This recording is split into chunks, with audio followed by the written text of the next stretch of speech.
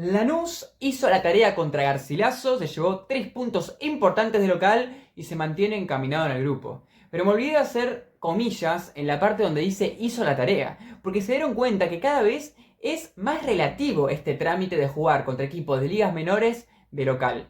Cosa que antes era una previsible goleada, ahora mismo ya casi nunca sucede. Y no solamente no se golea, sino que a veces se gana con lo justo y hasta a veces con injusticias arbitrales de por medio. Es increíble el paralelismo que podríamos hacer con respecto al partido de Estudiantes con The Strongest. Ambos equipos que esperábamos que goleen, o que al menos tengan victorias contundentes y marcando mucha diferencia. Y si bien considero de que marcaron diferencia, de que se notó que son superiores tanto en cómo se dio el partido y en sus individualidades, se complicaron muchísimo. Quizás son casualidades de situaciones aisladas puntuales, o quizás son cosas que nos van mostrando que hay un crecimiento en el fútbol sudamericano y que al menos no como una premisa que sí o sí es verdad, pero hay que echarle un ojo. Lanús gana 2-1 y no tuvo un rendimiento increíble, pero merece ganar. Intentó, hizo cambios, tuvo muchos jugadores con rendimientos interesantes y tanto antes de la expulsión como después de la expulsión como después de ganar 1-0 fue el mejor del partido. Pero así todo, fue un partido contra un rival en un contexto que era bastante difícil. Recordemos, los equipos que están a la altura, cuando vienen a jugar al llano, se complican. Físicamente también tienen dificultades, y eso hay que decirlo. Casi todos compitieron de manera muy consistente en tanto a lo que se refiere a luchar, no verse goleado, no verse tan desbordado. Así que por ese lado es meritorio lo que hizo el equipo peruano, que desde mi punto de vista se vio perjudicado porque la expulsión tan temprana de una de sus figuras, para mí no era expulsión. Siento de que la intencionalidad debió haber sido evaluada, cosa que para mí no existe esa intencionalidad, y tampoco considero que sea tan brusca la jugada. Por tanto, se vio perjudicado y luchó. Después finalmente merece perder, pero si bien no quiero que parezca que Lanús roba el partido, porque al final hizo méritos para ganarlo, da bronca de que el partido no se haya podido jugar 11 contra 11, porque 11 contra 11 Lanús ya era superior, pero hubiese sido un partido mucho más interesante en lo que las contras de Garcilaso se refiere. Y finalmente ese error termina opacando lo que hubiese sido un espectáculo mucho más interesante, aunque el resultado sea el mismo.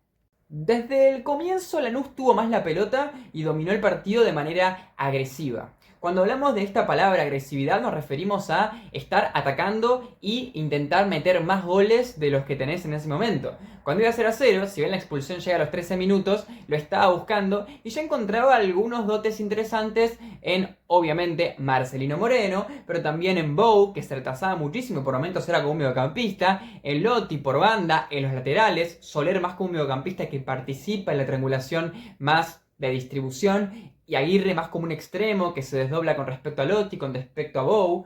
Un equipo que tenía ciertos mecanismos, que utilizaba algunos recursos, como este es el de la superioridad numérica por una banda, el de usar un lateral con buen pie para hacer presencia en el mediocampo, la movilidad de Moreno, ¿no? Que se movía de un lado y para el otro buscando pelota, estando en esa zona detrás de los mediocampistas, por delante de los defensores, buscando algún pase para rápidamente soltarle en profundidad o pegarle.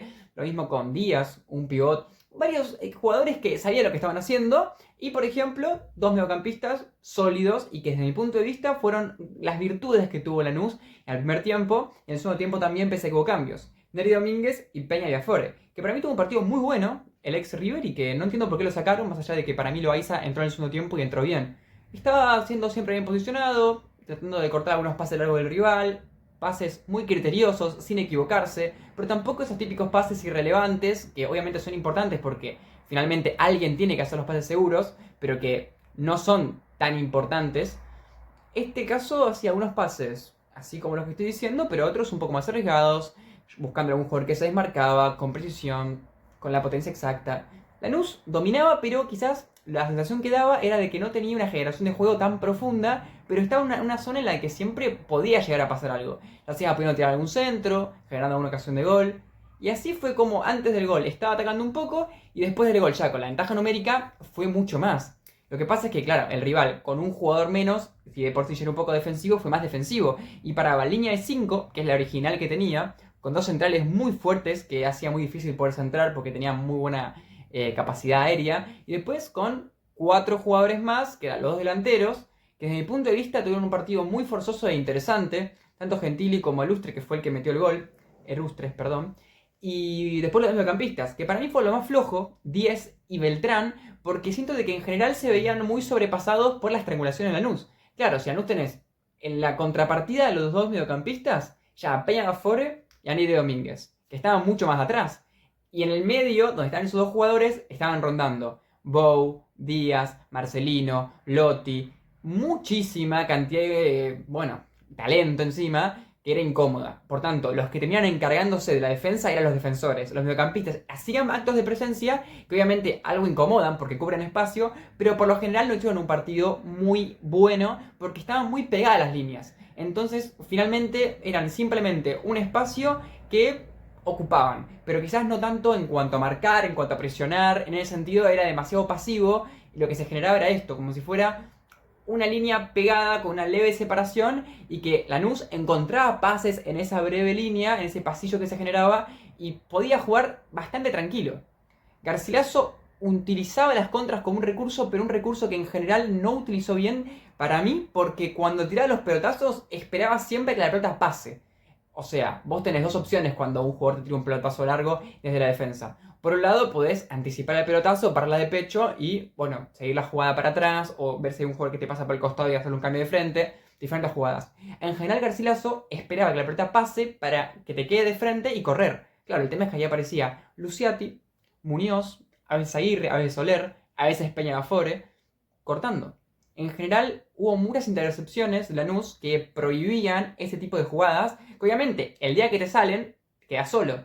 Pero Lanús estuvo muy firme en ese sentido. Hay en el primer tiempo que saca lateral Caicedo, si no me equivoco, o Salazar, y que dos jugadores de Lanús intentan interceptar esa pelota. Me parece que era Alustre, ya había corrido a buscarla. Claro, los de Lanús no se ponen de acuerdo, la pelota pasa entre los dos, y ahí le queda al delantero que tira un centro y finalmente hay una jugada que es bastante peligrosa porque el centro pasa de largo, la sacan por poco, pero justamente fue porque dos jugadores se interpusieron entre sí y no pudieron cortar la pelota cuando en realidad estaba muy lejos del jugador al que iba dirigido ese pase de lateral.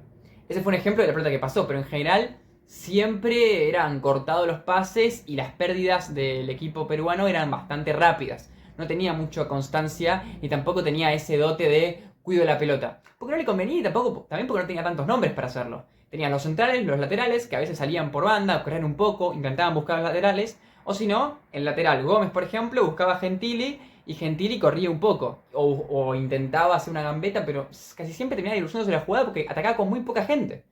Porque los carrileros no subían mucho, porque los mediocampistas no eran muy ofensivos y el único nexo que tenías lo expulsaron. Y encima no lo cambiaste tampoco, te quedaste por como estabas, supongo que por un tema de que ya te ibas a jugar a ser defensivo y tampoco otro cambio ofensivo, siendo que tenías un jugador menos, hubiese sido demasiado arriesgado. Y después una buena decisión. Lanús dominaba, reitero, sin generar tantas ocasiones de gol, pero presente con este tipo de movimientos, desmarques, jugadores con buenos pases, abriéndose por banda y llegaba. Dentro de todo, el rival tenía una muralla considerable, pero Lanús con simpleza lograba, a través de estos recursos de los que hablamos, y de una defensa que tampoco era demasiado buena, pasar.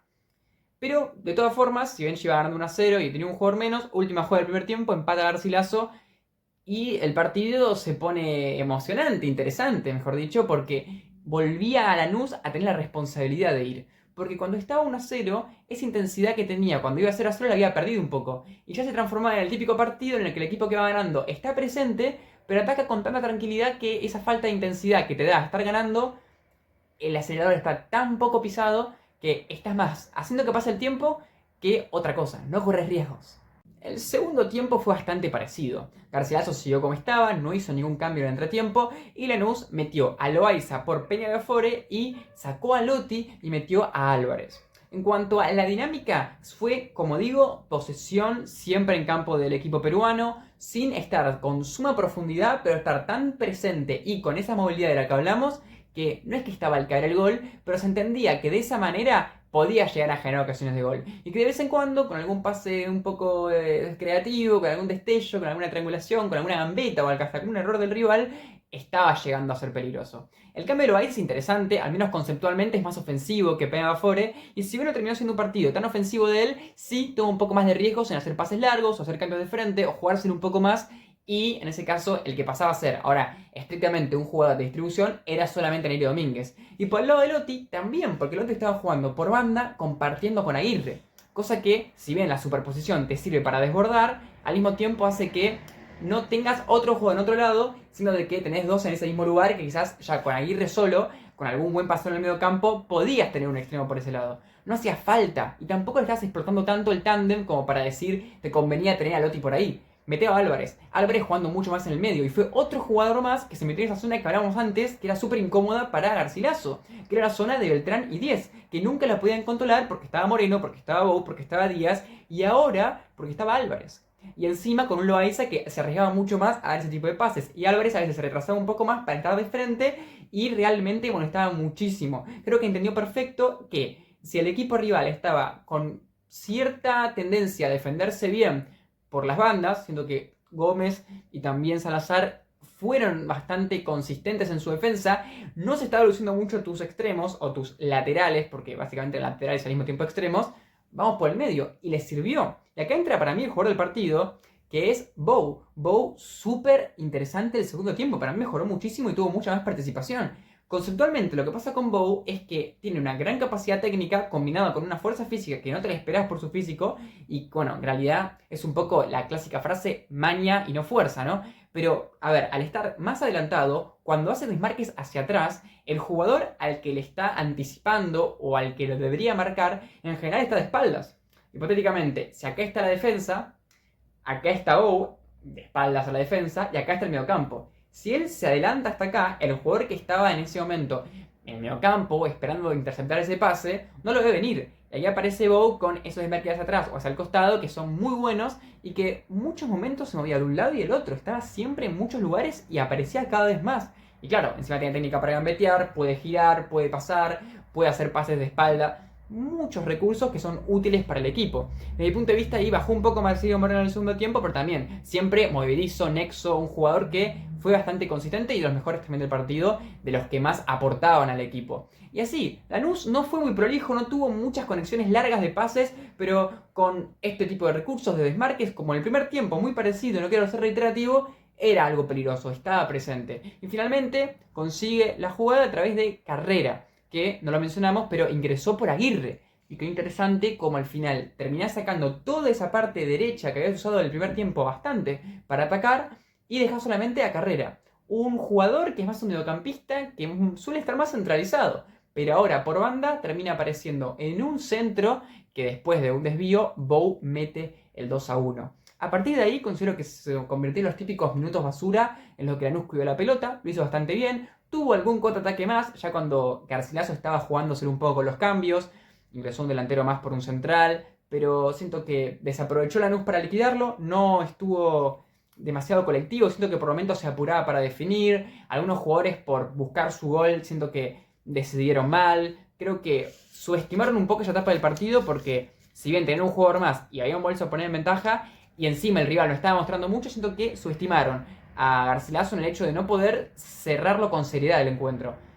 Así todo, un poco que esa subestimación tuvo su argumento en que no pasó nada finalmente, y si bien al final hubo tiros de esquina, una jugada en la que fue el equipo rival, poco recurso, siento que le faltaba jugadores creativos, solamente tenía la velocidad de las bandas y la intensidad tanto de Gentile como Erustes, que para mí tuvieron un partido interesante, pero tuvieron tan poco contacto y estuvieron tan bien los defensores en los cortes y en las diferentes jugadas, que bueno, creo que perdieron ese duelo. Así todo, para Garcilaso es un partido que era lógico de perder, venían a ganar de local, así que todavía están con vida y mostraron una imagen interesante, y siempre queda esa espinilla de que para mí le expulsaron mal a Urruti, y que bueno, hubiese sido genial ver cómo hubiese sido si no lo hubiesen expulsado. Hasta que el análisis, díganme qué les parece. Para mí Lanús gana bien, demuestra, pero finalmente, como ya digo, da esa cosa de decir, ¿por qué lo expulsás? Si Lanús posiblemente hubiese ganado igual o estaba mostrando superioridad. Pero bueno, al final es criterio del árbitro, es una plancha muy visible y es comprensible que la cobren, aunque como ya digo, para mí no era. Cerrando, tabla de posiciones, también ganó Cuiabá, queda con 4 tanto Lanús como Cuiabá, pero Lanús ya ganó de local ese partido que tenía que ganar y en Brasil empató, así que viene bien encaminado. Vamos a ver cómo en la próxima fecha contra Metropolitanos, que a priori con 0 puntos es a día de hoy el equipo más débil. Vamos a ver y díganme qué les parece, tanto hinchas de Garcilaso, para mí dejaron buena imagen, como hinchas de Lanús y que se genere debate y siempre retroalimentación, que es lo que digo, para que aprendamos entre todos detalles que quizás se nos escapan.